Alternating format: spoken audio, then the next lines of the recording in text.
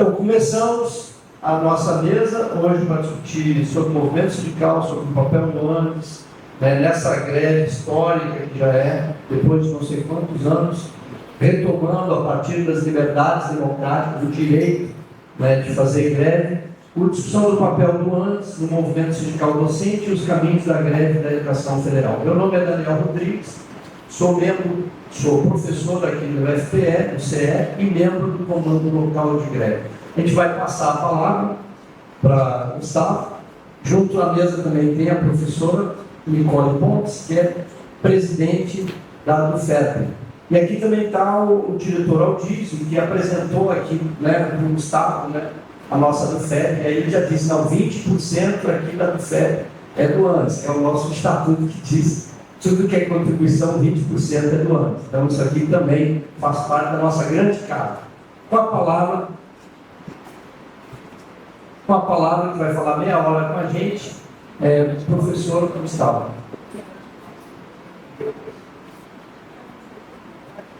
Bom dia, companheiras, companheiros, companheiros. Que bom poder estar aqui com vocês na DUFEP, nossa seção sindical do ANDES, na Universidade Federal de Pernambuco.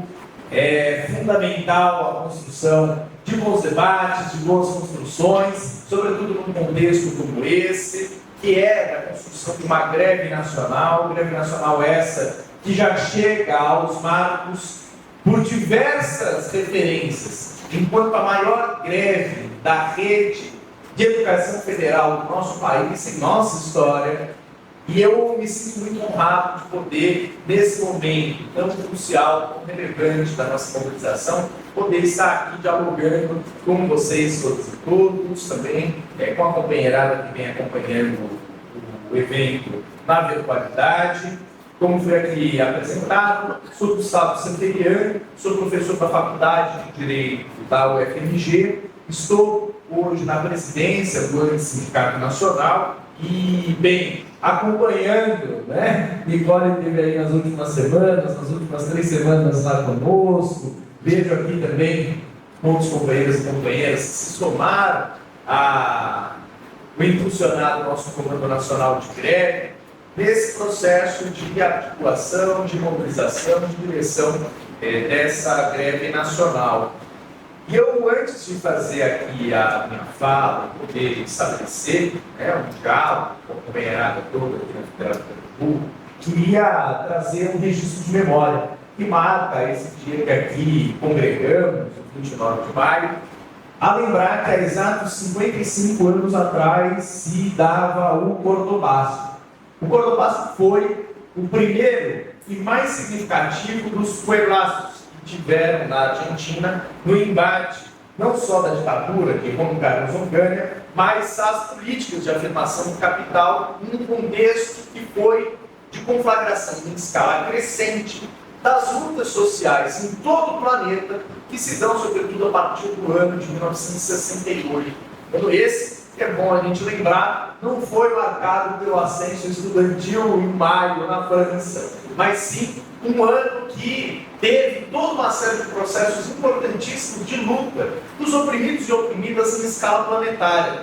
O maio de 68 não foi só estudantil na França, o maio operário foi um maio marcado pelos acadêmicos e acadêmicas das universidades, professores e professoras mobilizados. A gente teve as lutas estudantis no México, o massacre de Tlatelolco, os ascensos sociais no nosso país, com as grandes greves de Osasco de Contagem, a ofensiva ATEC no Vietnã, greves em Dakar, no Cairo, um processo de lutas sociais que ele faz uma grande onda, importante onda de lutas, que também alcança a América Latina, e aqui eu trago a memória do Cordobaço, um traço não só sindical, mas também democrático bastante significativo.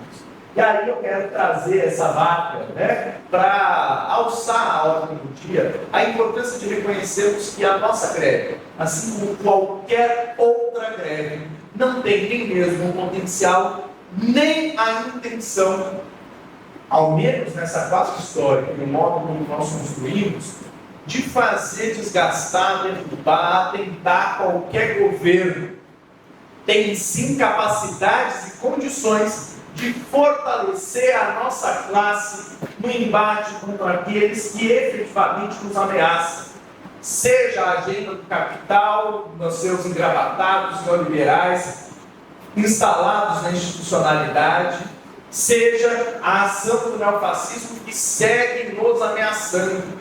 Fazer greve, fortalecer as nossas entidades de classe, nos articular nacionalmente, é aquilo que dá condições para que a nossa classe, aquela que é a principal vítima das ações da extrema-direita e do capital, possa seguir resistindo em um momento que, assim esperamos, possamos também galgar novas conquistas e novas afirmações. Digo isso também tendo em conta que, por mais que o nosso plano de desejos fosse diferente, a greve que hoje construímos, ela é uma greve que tem por principal intuito a recomposição de condições elementares de construção da nossa vida enquanto professores e professoras.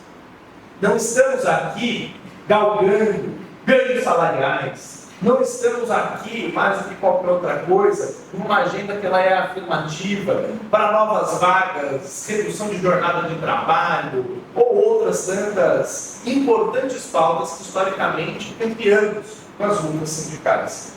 Era uma greve, volto a dizer, indiferentemente do que fosse o nosso plano de desejo, é uma greve que ela tem um marco de resistência e recomposição de condições de vida. Não é por outra razão que a nossa pauta de investimentos significativos nas instituições federais de ensino superior é que seja estruturante de todas as demais que nós reivindicamos. Uma pauta para que a gente saia dessa condição miserável de mobilizar o orçamento, claro, os reajustes próprios da inflação, nos mantém no mesmo patamar de utilização dos fundos públicos do ano de 2012. A recomposição do orçamento para fins de investimento do STEI é fundamental não só para a estrutura das universidades, não só para as bolsas de permanência, de pesquisa, de extensão, para viabilizar e instrumentada em uma perspectiva efetiva de manutenção material, sobretudo dos estudos da classe trabalhadora, segmentos mais pauterizados da nossa classe vejam na universidade uma oportunidade de seguir, não só estudando, mas tendo a sua sustentação material garantida, mas também para que as edificações tenham condições mínimas de se nos atendendo, que o ar-condicionado funcione, sem ter o perrengue da contratação terceirizada fraudulenta. Daqui a pouco a gente vem conversando com algumas professoras ali que tratavam desse assunto, que nós não tenhamos situações como no Rio de Janeiro, de prédio com parede despencando, o elevador que despenca, como lá na Faculdade de Direito da UFRJ, onde eu leciono, ventilador caindo na cabeça do estudante, entre outras tantas situações, que, bem, em que peças sintomáticas, elas expressam o que é uma mazela estrutural que afeta as universidades e institutos federais e CETES em todo o país. Soma-se a isso a necessidade de recomposição da nossa renda.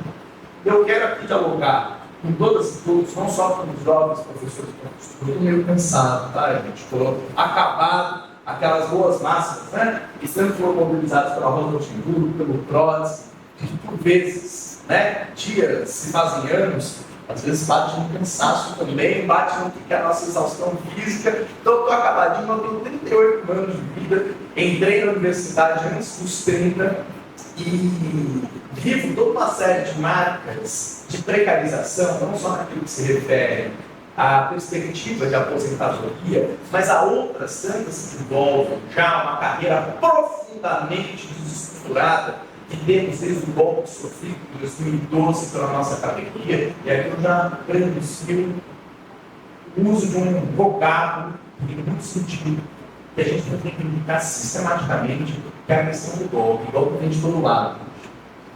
Golpe como a gente teve no estado do nosso país em 2016, mas golpes outros que a nossa classe, a nossa categoria sofreram, inclusive de entidades burocráticas, paragovernamentais, que estão por aí ainda assombrando o movimento docente, que devem ser mencionados. Em 2012 a gente teve um atentado contra a nossa carreira.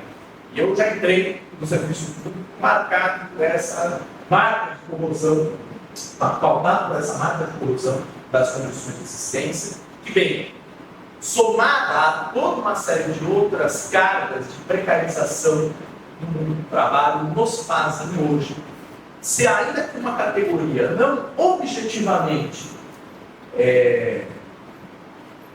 de forma comparativa, muito da nossa classe, colocada no lugar de pouca renda, né? Nós temos um salário, pelo menos totalmente colocado, ele não é um salário de pobreza, mas uma marca de crescente pauperização.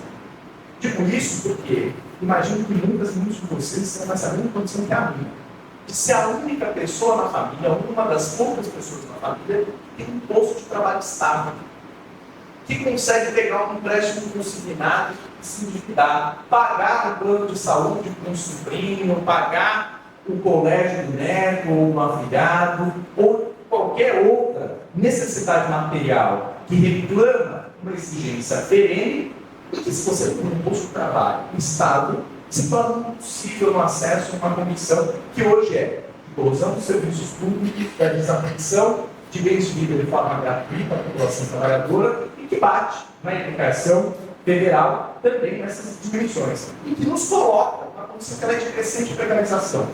A nossa categoria hoje é profundamente pauperizada, endividada, adoecida, e isso não por rebatimentos que são somente estruturais da ordem social que hoje vivemos, mas por questões que elas são direcionadas à desatenção das nossas condições de existência. Eu falei há pouco da questão de carreira, e a carreira é um tema importante para nós, que foi alçado enquanto necessário na nossa pauta de greve e mobilizações. Somar isso, revogaço de medidas restritivas de direitos, preferenciados organizativos, de greve, como a gente teve aqui na Federal de Pernambuco, a utilização de uma instrução normativa que veio lá do Bozo e que foi requentada pelo governo Lula Alckmin, que visava o controle exacerbado daquelas que se mobilizam em greve, trazendo pressões às chefias imediatas, constrangimento entre colegas, a exposição, inclusive, o sujeitar nosso a uma lógica de controle que pode viabilizar corpos de ponta em outras medidas, que é completamente desnecessária, mas, sobretudo, afrontosa ao direito constitucional de greve que nós temos. Essa agenda completa-se com a necessidade de lutarmos para que os aposentados e aposentadas não vivam numa condição de descaso na agenda do governo federal. Se tem um discurso que hoje se coloca, que o ano de 2024 não passou inerte dos investimentos públicos naquilo que se refere à renda dos professores e professoras, que é um engordo, né? Pergunta aqui alguém que recebe ou recebeu nesse ano ou nesse mês o auxílio creche. Alguém aqui recebe? Nem eu recebo porque tenho uma filha de 9 meses, porque a minha companheira é professora federal também e só um tem o direito de receber. Então nem eu recebi. Como que isso entra num componente de majoração de renda na categoria se nem uma pessoa nesse plenário, nem tanto quanto representativo, recebeu esse benefício? Quais são os aposentados e aposentadas? Temos aposentada. Recebe auxílio de alimentação? Recebe auxílio de alimentação? Também não. Tadinho foi em décima majoração de R$400 na renda dos professores e professoras e não alcançou os companheiros e companheiras aqui presentes. E eu acho que é uma questão importante para a gente afirmar enquanto nossa pauta central de lutas, uma concepção de humanismo que é aquela que não deixa ninguém para trás. E nós não vamos deixar os nossos aposentados e aposentadas para trás. Isso constituiu a nossa pauta, a nossa agenda e o nosso fazer enquanto grevistas. Quero aqui colocar que esse processo foi um processo duro. Ninguém faz greve porque quer, porque tem vocação, ou faz greve por princípio. Nós fazemos greve por necessidade. E a pauta salarial colocada pelos professores e professoras, desde o ano passado, em conjunto com o Serviço Público Federal, ela foi pacientemente lançada em mesas, discutidas com o governo federal, e diante de um impasse, diante de um embarreiramento pelo governo federal, não nos colocou alternativa para ter as condições minimamente dignas de existir e não a construção dessa greve. Essa greve, então, é uma última alternativa que nós tivemos, uma última alternativa que viu brilhando em escala nacional.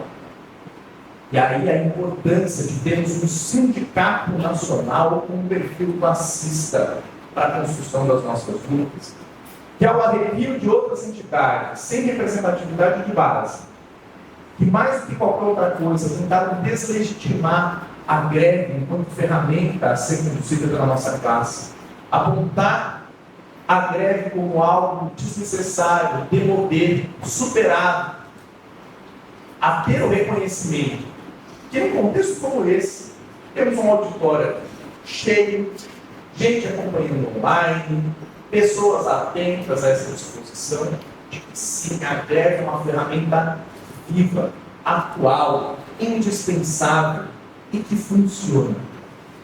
O governo federal, de forma renitente, vinha colocando para nós a inexistência de recomposição dos orçamentos das vidas, uma carência de possibilidades de se expandir o que era o orçamento destinado aos servidores e servidores, naquilo que concerne a remuneração, por conta da nossa greve. Uma greve que não teve, e eu acho que é importante a gente deixar esse registro, não teve lugar do antes na temporalidade, ou o protagonista ou agente de vanguarda. A gente veio num conjunto, num acumular de forças com outras entidades da educação federal, a início com a greve da FASUBRA, na sequência a greve dos companheiros e companheiras do Sindicerv, e na sequência, a partir do dia 15 de abril, com a nossa greve, a se somar num grande movimento que proporcionou ao governo federal se deslocar. E se deslocar na medida que não só já proporcionou saldos materiais e políticos para a nossa categoria, mas também a outras categorias que não estão com o mesmo grau de organização e mobilização que a nossa.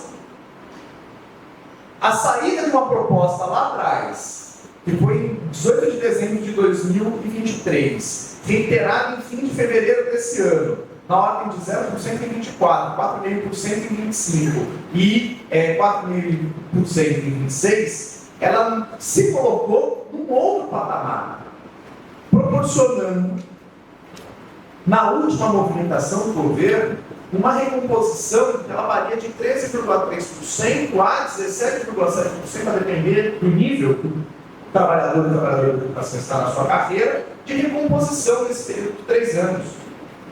Sai de 9,2% e vai de 13,3% a 17,7%. Na proposta do governo. Na proposta do governo. Isso, companheirada, proporcionou no que é a anualização da folha de pagamento dos professores e professoras a um saldo proporcional que ele foi de 3 bilhões de reais apenas aos professores e professoras. Esse era o momento do saldo que o movimento grevista já teve. E isso trouxe rebatimentos a outras categorias, e eu acho que é muito importante a gente colocar isso. Os companheiros, por exemplo, que estão representados pela Federação dos Servidores do Executivo, tiveram uma proposta comum à nossa, a eles apresentados, mesmo sem ter mobilizado em greve ou construído qualquer espécie de mobilização. Nós movemos placas tectônicas com a nossa greve até esse momento. E a nossa greve segue numa crescente, muito embora o governo tenha se utilizado de uma série de repertórios já conhecidos, mas nesse momento muito menos eficazes, de tentar sabotar a nossa greve e a nossa mobilização. Digo isso porque já era sabido que nesse avançar das nossas negociações, em mesas que elas foram mais ou menos qualificadas naquilo que se refere à possibilidade de negociar. Eu vou dizer aqui para vocês, tem gente que se arvora como sendo um bom negociador, mas quando chega na frente do governo federal, os agentes negociadores do governo, não abrem o bico, não sabe nem juntar lá com crédito, não tem a menor desenvoltura ou capacidade de poder se afirmar quanto menos ter respaldo, uma base mobilizada apontando a necessidade de que aqueles índices, de que aquelas propostas se transformem. Quem avançou e pôde viabilizar que essa negociação tivesse saldos até o momento foi a nossa categoria e foi a afirmação da luta do Antissindicato Nacional. Digo isso porque, sem essa greve, nós não teríamos uma inflexão na correlação de forças tal a proporcionar que, sim, nós tivéssemos não só o vigor, a disposição e a certeza que um avanço era possível e que até o momento ele foi possível. E aqui eu não estou falando só de eloquência, de quem pode ter uma boa interlocução na relação entre sujeitos, até porque não é isso que move o mundo.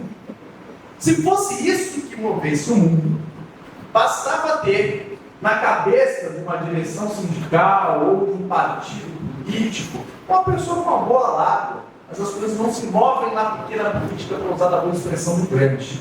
O mundo se move pela grande política, pelas ações de massa, pelas mobilizações coletivas. E é por isso que a gente teve saldos. Tem uma entidade burocrática cartorial por aí, golpista, que nem mesmo o registro do Ministério do Trabalho tem, que colocava nas suas comunicações e no debate que travava em redes sociais, porque só existe em rede social,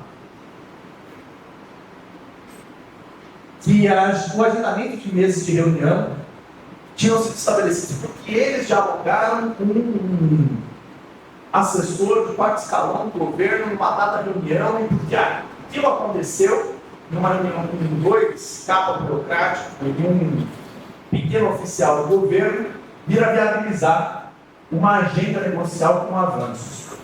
Aí eu pergunto, isso no fim do mês de abril passado, teria sido uma reunião entre burocratas que fez o governo ter alguma mobilização, ou uma greve que naquele momento já alcançava 40 sessões sindicais do Andes, para além das próprias bases dessa entidade que hoje se encontra em convulsão, apontando a necessidade de mobilização crescente, inclusive discutindo a vera a sua desvinculação a esse corpo moribundo, que desde a primeira proposição de existência já não serviu para nada que não bloquear nossa categoria. Eu, pelo menos, tenho a compreensão de que é a ação coletiva e de massas que proporciona esse tipo de mudança. Eu imagino que vocês, todas e todos, que vieram aqui numa quarta-feira de manhã, na véspera de feriado, para poder discutir os rumos da nossa greve, pensam da mesma forma. Vocês todas e todos, e, bom, eu lembro que serra talhada para cá, para poder, com toda certeza, reafirmar que o papel da grande política é aquele que, de fato, nos proporciona uma transformação social radical. E nesse momento, companheirada, chegamos num marco crucial da nossa greve. Um momento que, se não esperado, ele tinha pelo menos uma sinalização de possibilidade no nosso horizonte. Um golpe premeditado ocorreu no dia 27 passado. O Antissindicato Nacional, assim como o Sinasef, foi convidado a participar de um ato de assinatura de termo de acordo pelo governo federal. Um termo de acordo que ele não foi negociado, ele não foi pactuado, ele expressava a proposta que o governo trouxe depois de muita mobilização, muita luta e algum avanço por parte das nossas mobilizações previstas, ainda que insatisfatório e insuficiente diante das nossas ambições, e coloco fundamentalmente por não trazer nenhum indicativo de recomposição na remuneração para 2024, a companheira ou o companheiro aposentado graçaram zero no aumento da sua renda nesse ano, tiveram ao último indicativo aquela recomposição emergencial que nós disputamos ferozmente no orçamento, não veio de mão beijada, e aqui não teve um. Imagino que isso assim se confirme, posso até estar enganado, mas não teve um que não se dispôs a derrotar o Bolsonaro no segundo turno, votando no Lula, sem criar falsas expectativas, sem achar que seria um governo dos trabalhadores, mas que sim seria um espaço de fôlego para que a gente pudesse lutar. E reconhecendo que, sem luta, as coisas não se movem. Não é nem a intervenção do Espírito Santo, nem a dádiva de nenhum governante que vai nos proporcionar a melhoria de condições de vida. Nós lutamos para eleger Lula e Alckmin, não porque sabíamos que seria um governo em prol dos trabalhadores, mas que a gente poderia ter uma reconstrução democrática no nosso país, a capacitar, inclusive, que a gente mobilizasse dessa forma, construindo a maior greve da rede federal da educação da história do nosso país. Esse processo, ele se indica para nós, ele é importante de ser colocado, porque mais do que qualquer outra coisa, viabiliza no desenhar das nossas ações, primeiro, o reconhecimento dos nossos bons métodos e o denunciar daqueles que nos traem. E a traição perpetrada no dia 27 último, ainda que esperado nesse convite para uma mesa de assinatura de um ato de acordo, não tinha aquele que era o partícipe mais esperado da consumação da farsa, que era a Proifes, Federação Sem Registro Sindical. A Proifes não estava naquele momento em que fomos convidados, e uma mesa, que em princípio foi colocada como uma mesa informal, que depois foi reconhecida como uma mesa formal, uma mesa que começa com mentiras em que o governo federal vai dizer que não assinará um acordo para legitimar essa farsa, e depois confirma que vai fazer isso, até pelo despreparo daqueles que estavam naquele momento, que mostram um desrespeito sem tamanho ao interlocutor que é o movimento sindical, ao que é a afirmação de um espaço democrático que entende que o diálogo, a negociação, são espaços importantes, sobretudo num contexto como esse, em que nos mobilizamos e fazemos uma greve. Digo para vocês, quem faz greve tem pressa. Ninguém quer seguir fazendo greve pelo resto da vida. Eu vejo aqui certamente professores e professoras vocacionados e vocacionadas, dedicados e dedicadas, que querem retomar os seus espaços em sala de aula, nos seus laboratórios, nos locais de pesquisa, nas atividades de extensão, e que entendem que é a interrupção desse nosso processo de trabalho que faz, sem sombra de dúvida, pressionar o governo para que ele se mova. E a gente quer voltar ao trabalho logo, mas a gente quer também as nossas questões serem minimamente atendidas. O mínimo de isonomia, com a Polícia Federal Rodoviária, que fomentou o golpe, que interditou estradas, que impediu que pessoas votassem na eleição passada e que recebeu de mão beijada um aumento que está para além daquele que a gente pleiteou no nível menor da sua carreira. Tem policial federal do âmbito da Polícia Legislativa que vai receber um aumento de 77% no próximo ano. É disso que a gente está falando. É dessa carência de isonomia, desse desrespeito, desse desdém que se expressou também às vezes, violentamente, na consumação de um golpe, que a gente, mais do que qualquer outra coisa, percebe nessa movimentação recente algumas necessidades. A primeira, a necessidade de reconhecer que a nossa greve segue forte, e ela segue uma crescente. Crescente, inclusive, naquele marcador que menos esperava se poder perceber, que é o de número de instituições federais de ensino superior que vão se paralisando. Como a Nicole há pouco mencionou aqui, na semana passada, a do FVJM, os companheiros e companheiras da Federal do Vale do Jequitinhonha e a do Unifal, os professores e professoras da Federal de Alfenas, interromperam as suas atividades. Gente, Alfenas para entrar em greve não é pouquinho. Para quem tem memória de mobilização grevista em outros momentos, eu vou dizer para vocês. Parece uma unidade. Sou professor, como mencionei, da Faculdade de Direito da UFMG, uma das centenárias que tem aí, não é só a Faculdade de Direito de Recife, que é centenária, agora de São Francisco. Lá na UFMG, a Faculdade de Direito tem 130 anos, que não entrava em greve desde os anos 80. E estamos polarizados. Isso mostra uma mudança qualitativa desse perfil da greve, na construção da nossa mobilização. Que na próxima semana terá uma nova base, grande e significativa, aderindo à greve. Os companheiros e companheiras da Federal do Piauí se somam à greve no próximo dia 3. Temos outras assembleias de base sendo realizadas no curso dos próximos dias para definir os rumos dessa greve.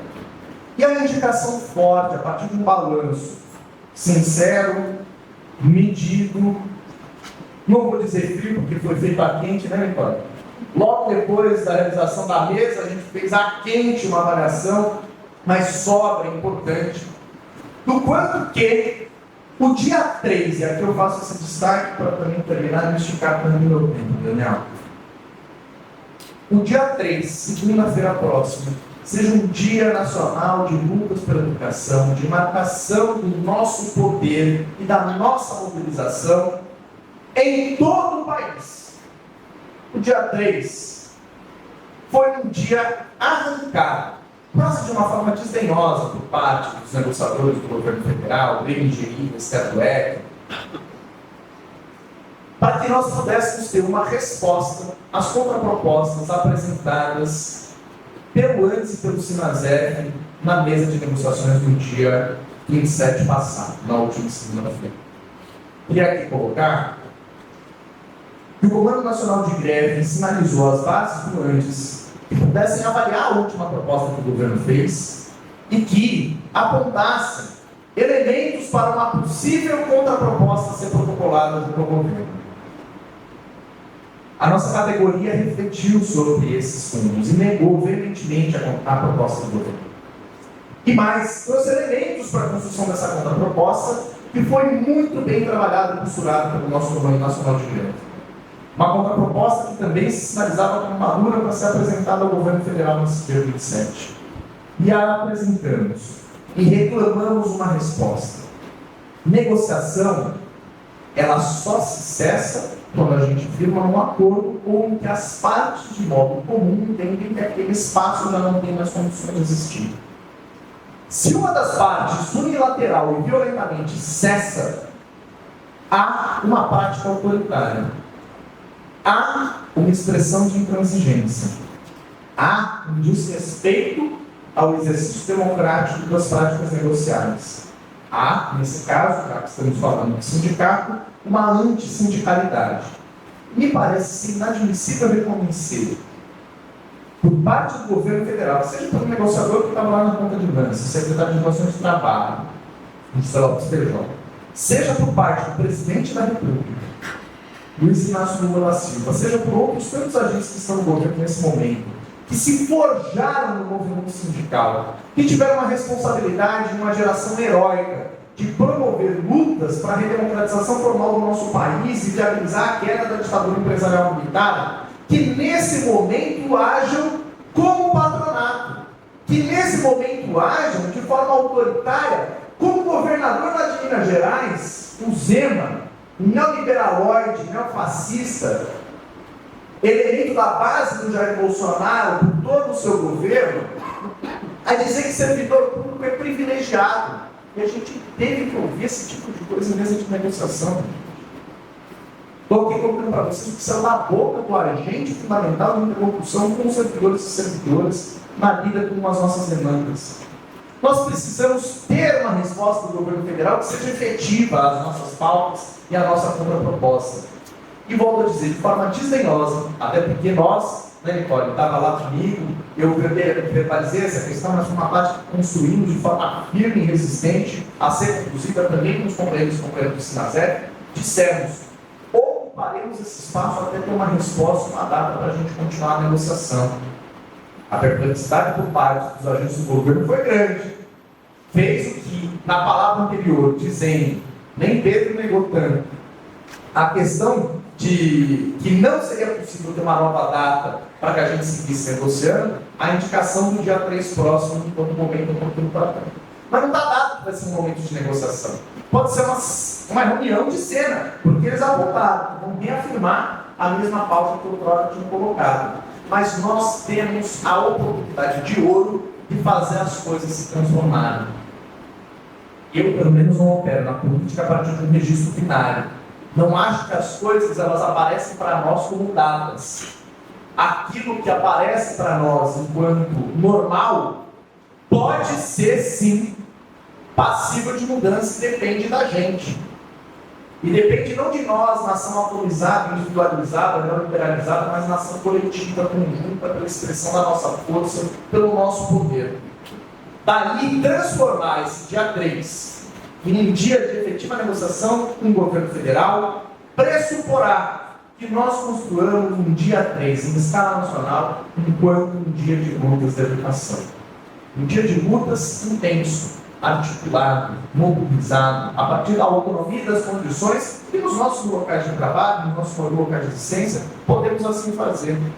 E olha, há pouco mencionou que os companheiros da UFERP têm a disposição de construção de um ato aqui em Recife, que essa ação unitária ela possa se dar com os companheiros e companheiras das diversas instituições federais de ensino superior de Pernambuco, que isso possa ser um gesto de força que dê respaldo para nós que estaremos lá em Brasília, representando a nossa categoria. Nessa nova interlocução com o governo federal, não tenhamos, como tivemos no dia 27, um não como resposta, um desdém como manifestação, o explicitar, já que a gente apontou que foi a nossa base social a responsável por eleger esse governo, queiramos ou não queiramos, que o descaso para conosco seria um tiro no pé do governo federal. Não fortalecer a nossa categoria é fortalecer a extrema-direita. Não fortalecer a nossa categoria é fortalecer o obscurantismo. Não fortalecer a nossa categoria é fortalecer aqueles que atentam contra a universidade, contra os institutos federais, contra os CEPETs. E aí não é da boca para fora que a gente vê a efetivação das nossas políticas. Lenin, há muito tempo atrás, disse que a prática é o critério da verdade. E a gente sabe que é no exercício concreto que se expressam as manifestações que nós ansiamos, desejamos e efetivaremos junto à interlocução, ao diálogo, à negociação e à pressão com o governo federal. Para que cumpra-se o que foi o seu programa de governo. Para que de fato o Lula possa ter coerência, e não agir de forma incoerente, naquilo que é a sua, assim nominada, obsessão pela educação. Não quero obsessão pela educação privada, pela injeção dos fundos públicos em monstros da educação mercantil, mas sim no investimento na educação pública, gratuita, de qualidade, socialmente diferenciada, que gera sonhos, nutro de estilo de vida, dá condições materiais aos filhos e filhas da nossa classe. Por isso que a gente está lutando, por isso que a gente está em greve, e por isso que a greve docente segue. E é isso que eu queria falar para vocês. Obrigado.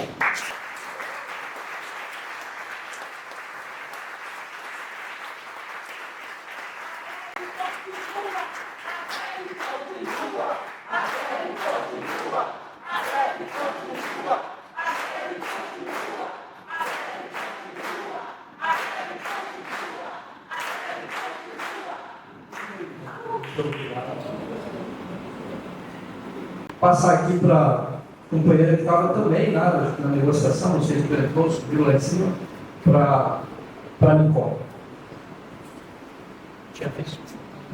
Ok. Gente, bom dia para quem não conhece, professora Nicole, sou presidenta da UFERP, há quanto tempo. Sou filha da UFPE, né? Minha alma mater, fiz graduação de mestrado aqui, sempre retorno com muita alegria. Então, eu vou na linha, eu comecei a falar dos informes aqui, eu trabalhei com o Estado, né? Dei todos os informes do Comando Nacional de Greve, acabei de chegar também ontem do Comando Nacional, vários colegas aqui estiveram lá comigo nesses dias, passei 3 semanas no Comando Nacional de Greve, pude acompanhar toda uma boa parte desse processo de negociação, pude acompanhar presencialmente as 2 últimas reuniões, particularmente da mesa sobre reajuste e carreira e uma das mesas sobre a carreira BTT junto ao médico. Né? Então, os colegas insistiram, venha, fale, eu tive em 3 dessas mesas, né? E realmente a gente tem tido uma dificuldade nesse processo negocial de conversar e abrir efetivamente um processo de negociação justo e que ouça efetivamente esse clamor e essa necessidade crescente da categoria de apresentar os seus pontos fundamentais de pauta. Né? A gente, na reunião com o MEC, aí eu vou dar esse informe geral também, na primeira reunião com o MEC, eu estava junto com o Jennifer Webb, né, do Sindicato Nacional da Diretoria, representando os colegas discutindo sobre a educação do BTT, E, nesse momento, o que acontece sempre, esse processo, o secretário de Educação Tecnológica, Fábio, né? Falando com nem me lembro direito o nome dele. Foi tão rápido a passagem dele na mesa que eu não me lembro o nome dele. Ele chegou, tirou foto e foi embora. Né? E a gente ficou com as técnicas, né, do MEC, fazendo uma discussão sobre qual eram as prioridades dentro da grande pauta que a gente já tinha apresentado pela segunda vez, né, de discussão naquele processo. Então, a gente tem tido efetivamente essa dificuldade na construção do diálogo. Não tem sido fácil construir esse processo dialogado na mesa, né? E eu fiquei um pouco perplexo assim, de uma lógica que eu vi hoje de manhã, nessa continuidade da discussão, e nesse vídeo particularmente da mesa, do pessoal andando atrás do feijó, tentando trazer o feijó de volta para a mesa, que aí começa isso, a gente tem que ser muito cuidadoso, algumas discussões de que esses são traços da extrema-direita, que esses são traços de reprodução de um processo autoritário que aconteceu na mesa, que as pessoas botaram o dedo na cara, só para dizer que não foi assim que as coisas aconteceram. Né? Existe uma certa altercação, existe um processo de estresse imenso no processo de discussão na mesa, mas aquele vídeo não é a grande perseguição do feijó pelos corredores, né, numa tentativa de atacá-lo. É uma conversa que vai acontecer. Eu acompanhei, inclusive, do Sinazef, que acompanha, né, o feijó fazendo um conjunto de argumentações que já tinham sido feitas, inclusive, em mesa. Né, de uma preocupação real e repetida, né, de um processo que não, a nossa greve não é contra o governo. Ninguém está aqui pautando um processo de greve de construção para derrubar governos. A gente está pautando um processo de discussão e negociação dentro de um sentido de um espaço democrático que respeita a maioria da nossa categoria. Nós temos, como eu já disse antes, 62 universidades em greve agora. Né? Não são poucos docentes. Nós temos técnicos administrativos em greve há mais de 2 meses. Também com um número imenso. Nós temos docentes e técnicos dos institutos federais com mais de 600 campi parados. Também é muito mais tempo do que nós, inclusive, que somos representados pelo Sindicato Nacional. Então não é uma tentativa aí de derrubar na força, na lógica do desrespeito.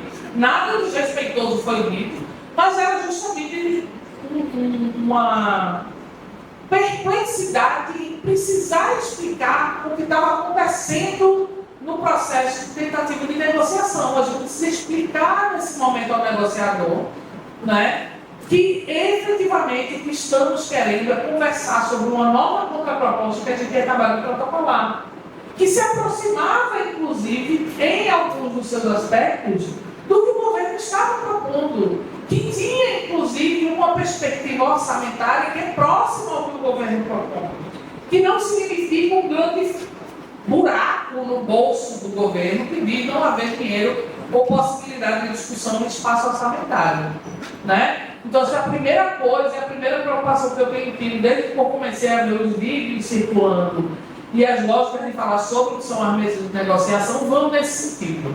A gente precisa agora ser extremamente cuidadoso, realmente, para que os nossos discursos, as nossas assembleias não se transformem necessariamente nessa lógica comparativa de que quem estava lá, ou aquilo que está sendo produzido é a mesma lógica autoritária da extrema-direita. Não é isso, a nossa greve não é isso, e o nosso pedido de negociação não é isso. Não vamos derrubar governos, não vamos lutar pela mudança de governos agora, não estamos armando golpes contra governos, a gente quer negociar. É isso. Queremos negociar, queremos a reabertura de uma proposta negocial que já reduzimos novamente parte do nosso trabalho, e os colegas estão aqui, Rodrigo, tem um conjunto de colegas que estavam comigo esses dias todos no Comando Nacional de Greve, sabem, a gente recebeu agora propostas que se agradaram a toda a categoria, não necessariamente. Mas no momento negocial, a gente precisa ser flexível. O que foi que a gente mostrou? Flexibilidade na nossa negociação. A gente não vem batendo e repetindo, nesse momento agora, a mesma proposta, não. A gente fez uma modificação, uma redução né, no nosso valor de proposta, mantivemos 2024, porque isso é crucial e fundamental, porque garante essencialmente ganhos para os nossos aposentados e aposentadas. Essa é a linha que foi construída no Comando Nacional de Greve, que sem 2024 a gente não tem garantia para os aposentados e aposentadas de forma alguma. Não tem. Né? E a gente fez uma redução efetiva, inclusive nos índices, de uma maneira geral, passando de 22,71 para 18,85. Essa é a nossa proposição agora. E deixamos a carreira a ser discutida num processo de mesa permanente. Então, essa é a proposta que está na mão do governo agora, gente. A gente está disposto a negociar. Não é uma lógica de vamos para cima, permanecer nessa configuração de proposta até que a gente tenha absolutamente isso. Então, a nossa categoria demonstra essa necessidade de negociação, dá um passo e a gente não está tendo resposta. Não está tendo resposta e fomos minimamente agora chamados a dar uma resposta coletiva sobre o tamanho da nossa greve. Eu acho particularmente que a nossa greve está sendo testada. Está sendo testada.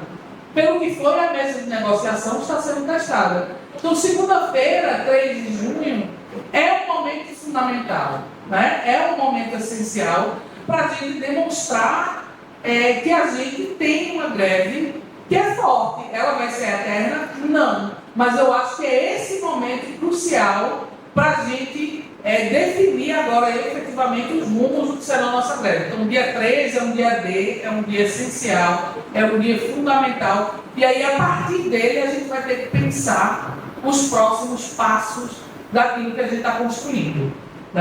Aqui para Pernambuco, como eu já disse um pouco antes, eu acho que a gente vem discutiu ontem no CLG, que vários colegas da Rural comigo aqui que estavam ontem na reunião, fazer um ato. A gente pensou em alguns lugares na cidade do Recife para que isso aconteça. Eu tenho colegas de Serra da vindo, inclusive animadíssimos, para participar do ato.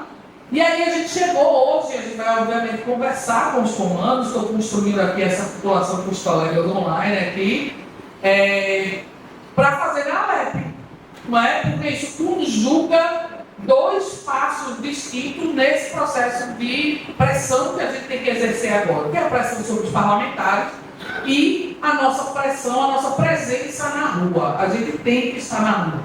Então, na frente da LEP, no Recife, é o melhor lugar para a gente fazer essas duas coisas. A gente tem material que chegou do Comando Nacional de Greve, tem carta que vai circular aí para os nossos deputados e deputadas, senadores e senadoras também, a gente vai também conjugar essa pressão aí, e a gente precisa estar na rua segunda-feira, não decidimos ainda se de manhã ou à tarde, chamar os nossos colegas, é bom ver várias pessoas aqui, mas fazer pressão, chama o pai, a mãe, filho, papagaio, cachorro, muita gente na rua para fazer pressão, porque o que a gente está construindo não é só salário nem só reajuste. Esse que o Gustavo falou também é importantíssimo.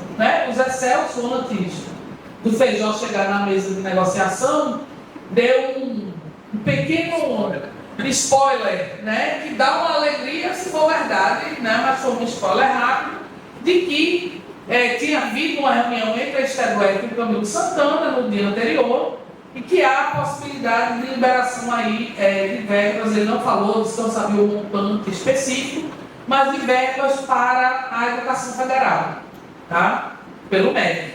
E que o Camilo não tinha ainda publicizado isso porque está doente. Então, ele está adoecido, mas tiveram uma reunião desse tipo. Então, se isso acontecer, nada mais é do que o resultado da nossa greve, da nossa força coletiva.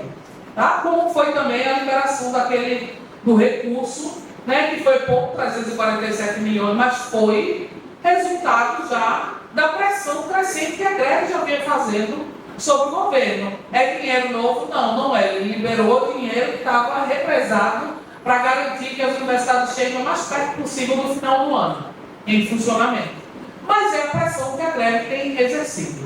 Então eu espero que essa história do Camilo Santana e da UEC seja verdadeira, que a gente tenha orçamento, isso é fundamental, porque também é fundamental para os nossos estudantes, é fundamental para a permanência. A gente está numa situação na rural agora péssima, que o nosso Rio fechou por outras razões, mas que dificulta a nossa vida, inclusive no processo de articulação da greve. Então a gente tem que estar o tempo inteiro fazendo, olhando para essa conjuntura, mas fortalecendo a nossa greve e construindo o dia 3, que eu acho que é o momento principal e fundamental do nosso trabalho. É isso, obrigado.